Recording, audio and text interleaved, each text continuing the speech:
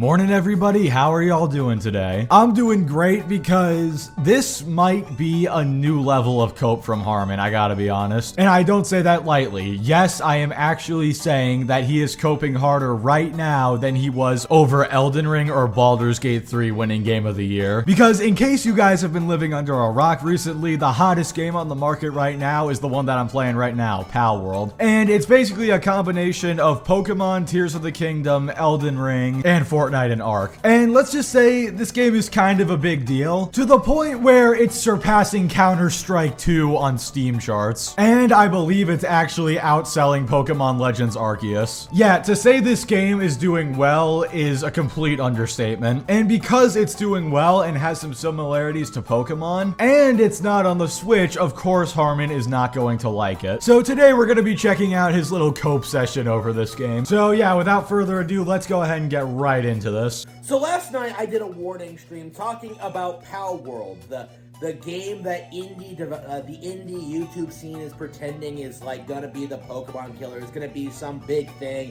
It has 500,000 concurrent players on Steam. It's sold over 1 million copies. It's over for the Pokemon company. It's over for Nintendo. I think while Harman was talking right there, he got possessed by the spirit of a dead cheerleader or something. What were all those hand movements, my guy? Dear God. But putting that aside, who has said that this is going to be a Pokemon killer? People have said it's competition for Pokemon, but I genuinely think that Pokemon is too big to fail at this point. Then again, I thought that about Call of Duty as well, but even that's been going down the toilet in terms of sales. Though Pokemon is far bigger than Call of Duty, so who knows? And yes, this video by Harman was made a few days ago, but I'd just like to point out the fact that it is now past 8 million players and has broken 2 million concurrent players on Steam. This game is literally the second most played game on Steam of all time, only being beaten out by PUBG, and even then, who knows, maybe this game will take over PUBG. Only time will tell. Right? I talked about what people were gonna do.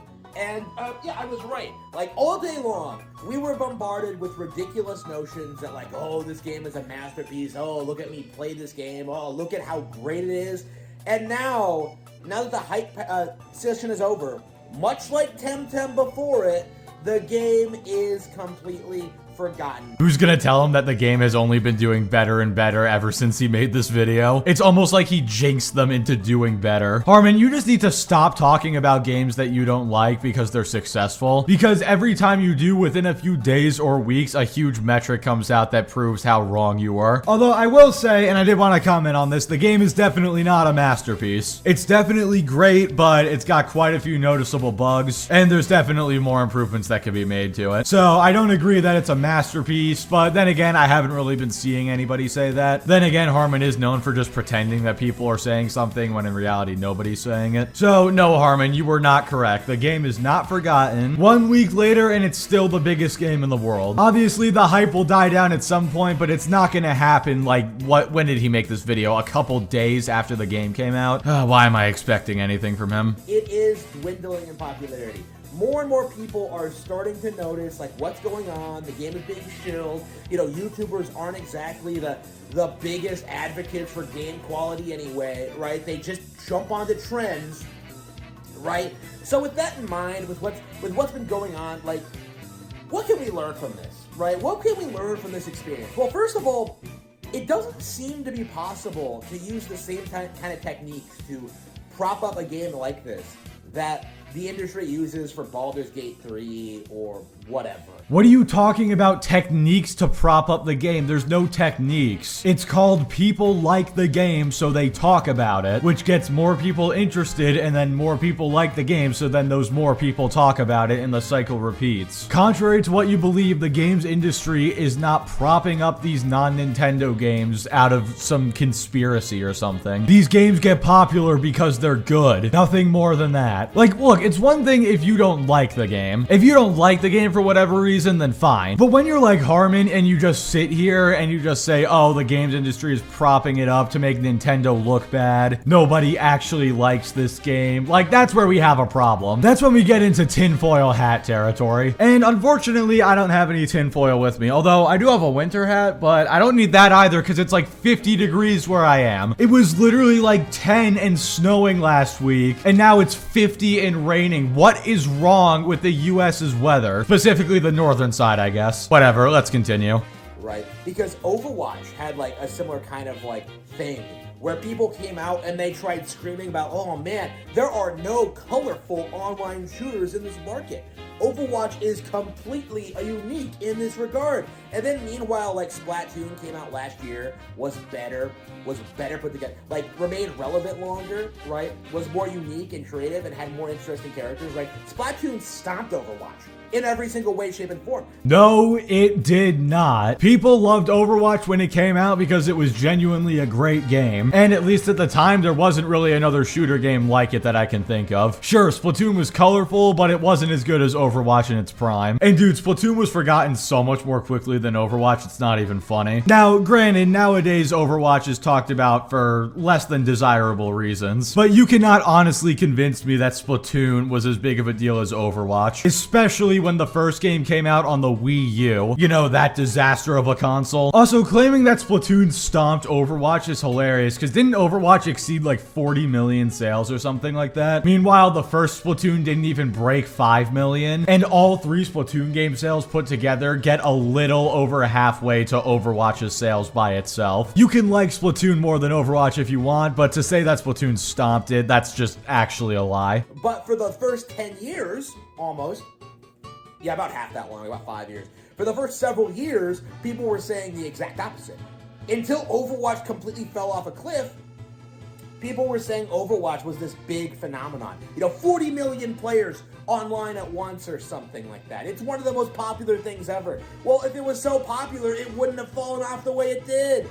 Okay? Like, I don't understand what's so hard to understand about this. This has actually got to be some of the dumbest logic I've ever heard in my life. What's the saying? The bigger they are, the harder they fall, or something like that? In order to fall off in the way that Overwatch did, it had to get to a point to where it could fall off that way. The only way you can have a massive fall off is if you're massive in the first place. You said yourself they fell off a cliff, meaning they were on top of that cliff at one point. You said you don't know why this is so hard to understand. I guess the feeling is mutual. Also, I love the fact that he says for the first 10 years, then he realizes, oh no, that's completely wrong. And it's like, oh yeah, almost that, like more like 5 years. And meanwhile, like Splatoon is still going. And to this day, people will try to do this thing that like, Blizzard made all these mistakes, like Overwatch was popular at one point, blah, blah, blah, blah, blah. But no. What actually happened is that you latched onto a trend and began supporting that trend. You began feeding into the beast. You were part of the process of pretending this game was some Game of the Year contender, right? When in reality, it wasn't really relevant in any way, shape, or form. So does that mean when you praise a game like Tears of the Kingdom or Mario Wonder, you're latching onto that trend? No, that couldn't be, could it? And yes, Harman, the people who are saying that Blizzard made a bunch of mistakes are absolutely correct. They struck gold with Overwatch, people were absolutely loving it, and then the game got worse as time went on. And now we're at the point we are today. The game has gone from being beloved to, I know this isn't a word, but I'm gonna say it because it sounds stupid and stupid equals funny. From beloved to be hated. Also, I love how he says, oh, people were pretending it was a Game of the Year contender when it literally won Game of the Year. And guess what didn't? That's right, Splatoon. But I just like to take you guys back in time real quick. Because remember, Harman said he was done with the Game Awards after Baldur's Gate 3 won. And he's also on record saying the Game Awards don't matter, yet here he is still talking about them now. It's almost like they do matter to him. And he gets incredibly upset when a popular non-Nintendo game wins. But he'll never admit that. Overwatch is a really interesting example because right now you can't even go back and play the Overwatch that people supposedly liked. You know, that was the thing with World of Warcraft, was that like people thought that like, oh, if we just go back to WoW Classic, it'll be good again. But that didn't happen, right? Because the game was never good to begin with. It was just a new, novel thing to you at the time, and you got tired of it. And you don't want to admit it, right? You don't want to admit that the game wasn't that good to begin with. So you kind of jump through hoops and make excuses and kind of justify your attitude. You kind of justify why you act this way about these products. Tom, if irony were made of strawberries, we'd all be drinking a lot of smoothies right now. I love how he just described exactly what he does. You latch onto these products, you pretend they're the greatest games ever made, or the greatest console ever made in the case of the Switch. Although I will say, you don't really jump through hoops to explain why Nintendo products are so great, you just say that they are and don't even give an explanation. But you do jump through hoops to explain why everything else is so bad. Every time a popular non-Nintendo game comes out, oh, it's just a trend. This is a conspiracy against Nintendo by the gaming industry. Yeah, Overwatch sold 40 million copies, but that doesn't mean people actually liked it. It was just a trend and people realized it was bad later on. It definitely wasn't that the game started good and got worse as time went on. Like, I'm convinced that you don't watch these videos back before you hit upload, not just because of stuff like this, but also because, well, there's no editing or cuts or anything, which you're about to see. There's about to be a good, like, 5 seconds of dead silence or so. And no, I'm not talking about the field upgrading Call of Duty. Let's go ahead and take a look. Kind of justify why things are becoming so... why these games are forgotten so quickly, right?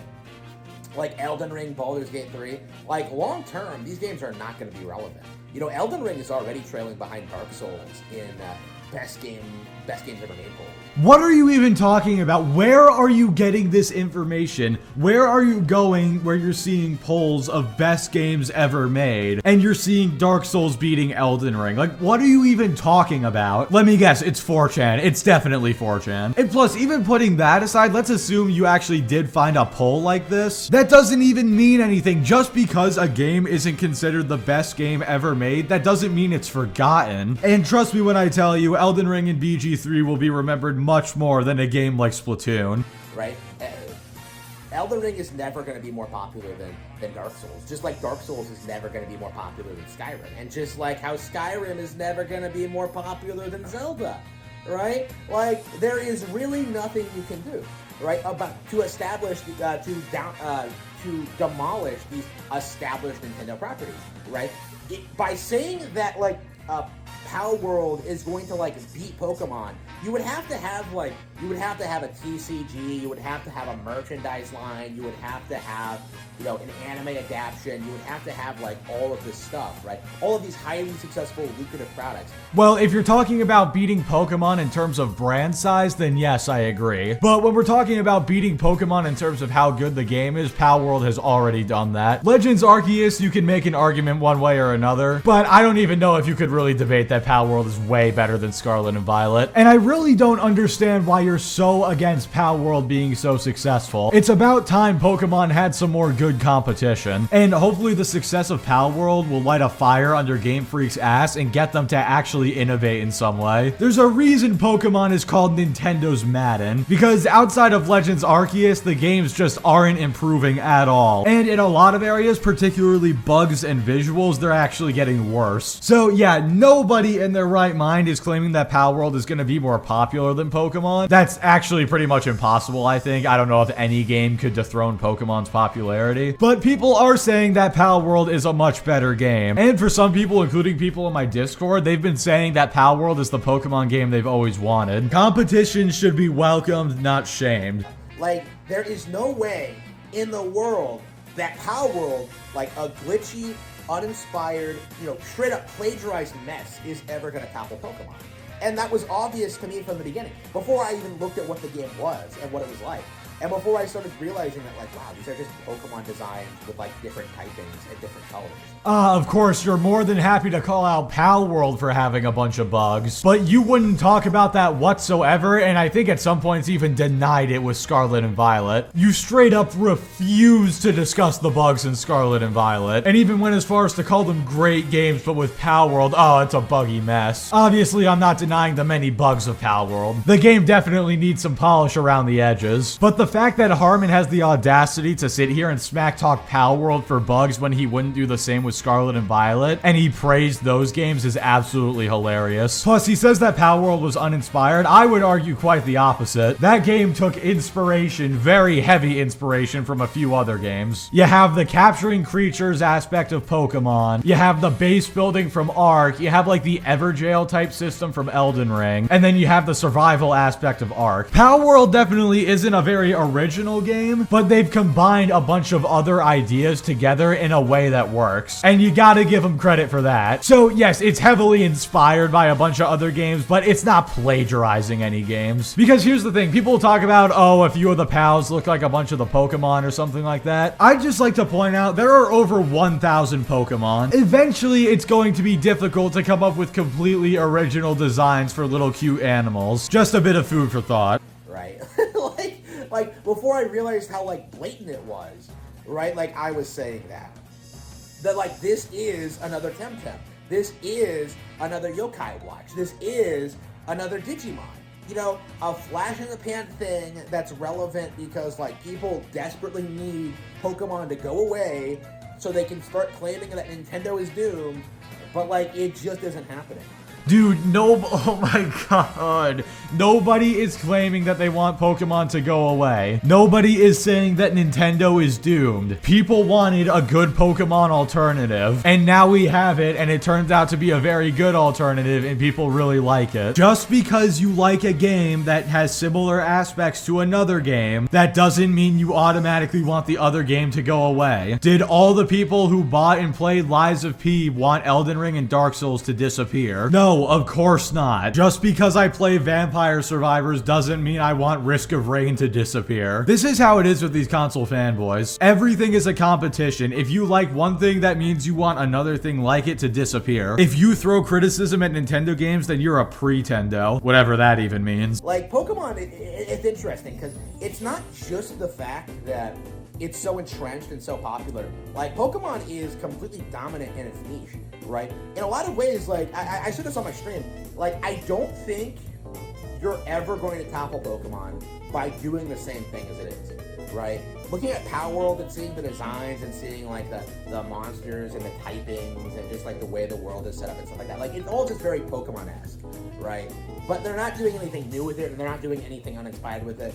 Like, they're not doing anything inspired with it. Like, it's just the same thing, but ooh, you can craft. Like, yeah, well, hear me out. Not every game needs to do something completely new to be great. Palworld has proven that you can just take ideas from other games, mix them together in a way that people may not have thought of before, and then boom, you suddenly got a great game. Like, don't get me wrong, I love when games take a risk and try something new, but at the same time, you don't have to do that. Sometimes the best way to make a new game is, instead of creating a whole new idea on its own, take a bunch of old ideas and put them together in a new way. And also, he says that nothing's ever gonna topple Pokemon. I agree with that, but at the same time, Palworld isn't trying to do that. They were trying to make a game that was like Pokemon at the basics, where you catch cute animals and make them fight, but the game plays completely differently than Pokemon. I mean, you guys have been watching the background gameplay. All the combat is real time. You yourself can participate. You can even fight and capture the people in this game. This game was never trying to dethrone Pokemon. Now, are there devs who would like their games to become more popular than Pokemon? Absolutely. But that's just a wish. That's never actually gonna happen, and I think any sane person knows that. Also, it's absolutely rich to me that he says Palworld is the same thing as Pokemon, but there's base building, when he praised Legends Arceus for just being Pokemon with a few changes, and then he praised Scarlet and Violet for literally just being Pokemon, but open world. And like I said earlier, he completely ignored all the bugs and issues that game had. That's like the stupidest, like, most basic thing you can possibly add to a game like this. It's like, ooh, you can add crafting. You can make anything you want. Like, it's like, it's one of those, that kind of thing was being made fun of 10 years ago, right? And now look at us, right?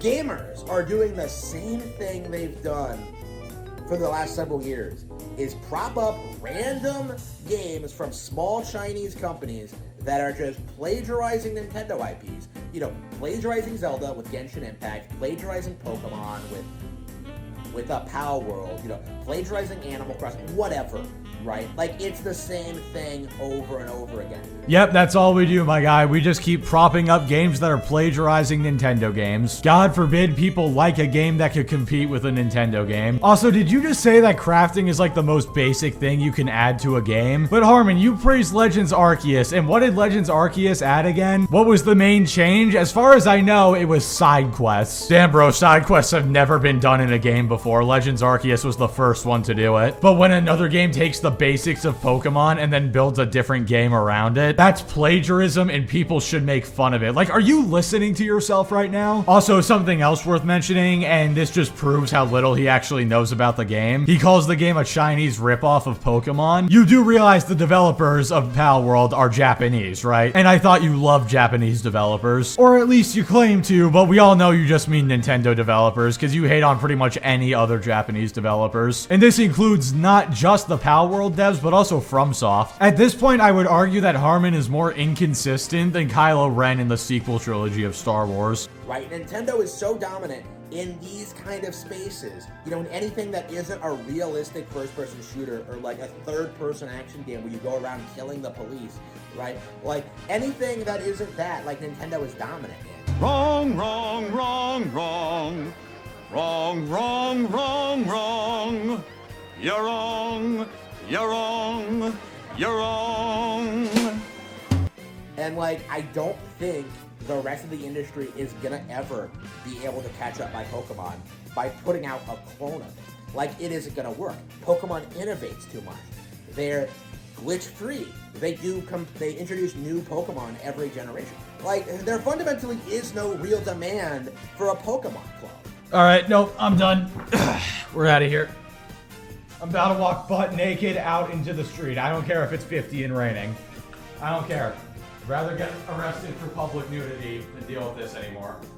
See y'all later. Bro actually just said that Pokemon innovates and they're bug-free. Dude, people literally wanted a Pokemon clone because of the reasons you just described. Scarlet and Violet were buggy messes, and it didn't really innovate at all. It just took the innovations from Legends Arceus and then applied it to a standard Pokemon game with, again, way more bugs. Also, introducing new Pokemon every time is not innovation. That is called doing the bare minimum to be able to sell your product. The reason you buy a new Pokemon game is for the new Pokemon. If they didn't introduce new Pokemon every time, they would have to be making some serious improvements to the gameplay, which for the most part, they don't. This is why I call Pokemon Nintendo's Madden. They may not release yearly, but for the most part, the changes just include a graphics and roster update. Alright, if you guys have made it this far, you truly are the real ones. We've only got a minute left of Harman's video. I believe in us. Let's finish this out. You know, Dragon Quest Monsters was considered a huge success when it sold 1 million units.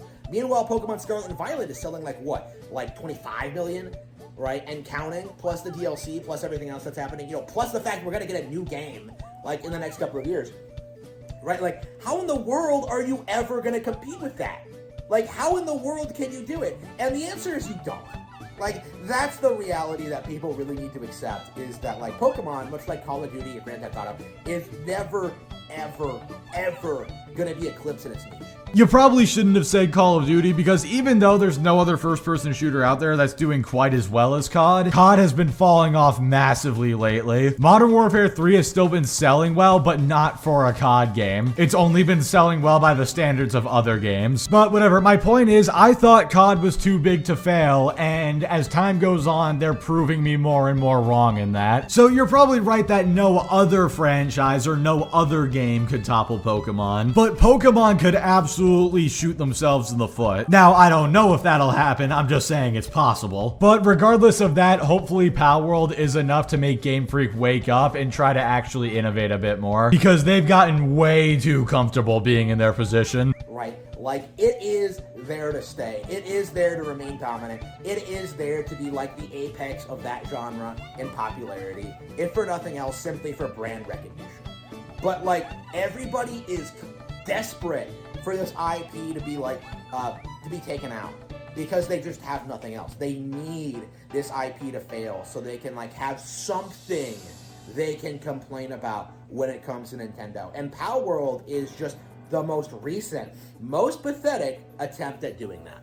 For the last time, nobody wants Pokemon to die or go away. They just want them to innovate more with each game and not have another Scarlet and Violet situation where the game is a buggy mess. Also, I don't know if I'd call over 8 million sales in a week pathetic. And I don't think I'd say that having the second highest concurrent player count in Steam's history is pathetic either. But maybe that's just my opinion. Maybe I'm just wrong. Either way, we finally made it to the end of the video, thank God. Like I said before, this might be the most denial that Harman Harman has ever been in. I feel like Harman is always going through the 5 stages of grief, but instead of getting to anger at some point, he just keeps thinking of things to keep him in the denial spot. And I'm no psychologist or anything, but I don't think that's very healthy. So Harman, just please learn to accept when you're wrong. But anyway, with all that being said, that's gonna do it for this video. Thank you all so much for watching. Like the video if you liked it, dislike it if you didn't like it, subscribe if you want to see more, and I will catch you all next time.